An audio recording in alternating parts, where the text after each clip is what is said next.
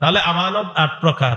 ১ number আল আমানাতু feel ইবাদাহ, ইবাদতের ক্ষেত্রে আমানত, মানে যথাযথভাবে যে ইবাদত করা দরকার ওইভাবে ইবাদতটা করার নাম হলোই আমানত, আর ইবাদতটা ওইভাবে না করার নাম আমানতের খেয়ানত। ২ নাম্বার আল আমানাতু ফি হিফজিল জাওয়ারিহি, এই অঙ্গ প্রত্যঙ্গগুলোকে গুনাহ থেকে বাঁচিয়ে রাখা হলো আমানত, আর এই অঙ্গ প্রত্যঙ্গ দিয়ে গুনাহ করা এটা হলো খেয়ানত। বলেন তো অঙ্গ প্রত্যঙ্গগুলা গুনাহ থেকে বাঁচানোর নাম কি? বাঁচানোর নাম কি? আমানত। আর এইগুলা দিয়ে গুনাহ করা এটার নাম কি? খেয়ানত। আল্লাহ পাক রব্বুল আলামিন বলেন, হাত্তা ইদা মা জাউকা শাহিদা আলাইহিম সামউহুম ওয়া আবসারুহুম ওয়া জুলুদুহুম বিমা কানু ইয়ামালুন।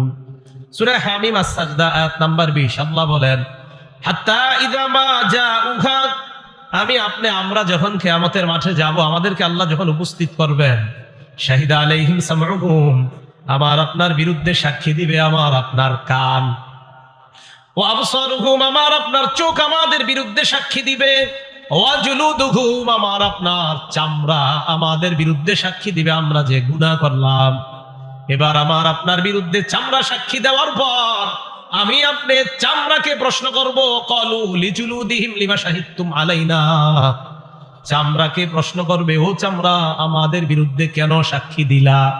চামড়ারা জবাব দিবে, আনতাকাল্লাহুল্লাযী আনতাকা কুল্লা শাই, এই চামড়া জবাব দিবে, আমি চামড়াকে আজকে কথা বলিয়েছেন ওই আল্লাহ, যে আল্লাহ চাইলে সব কিছুকে কথা বলাইতে পারে।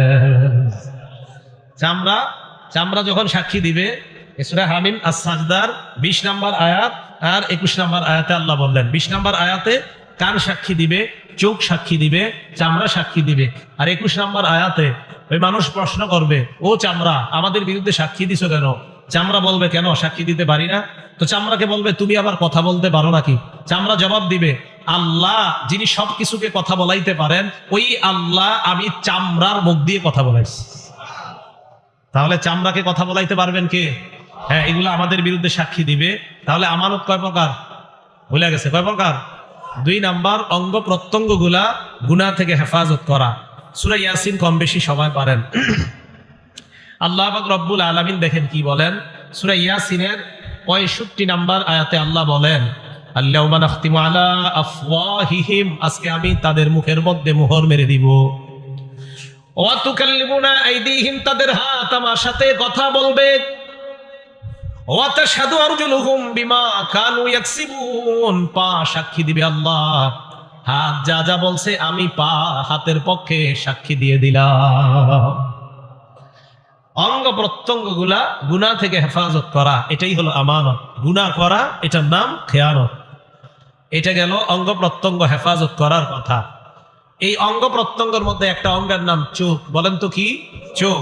এই চোখকে গুনাহ থেকে হেফাজত করা।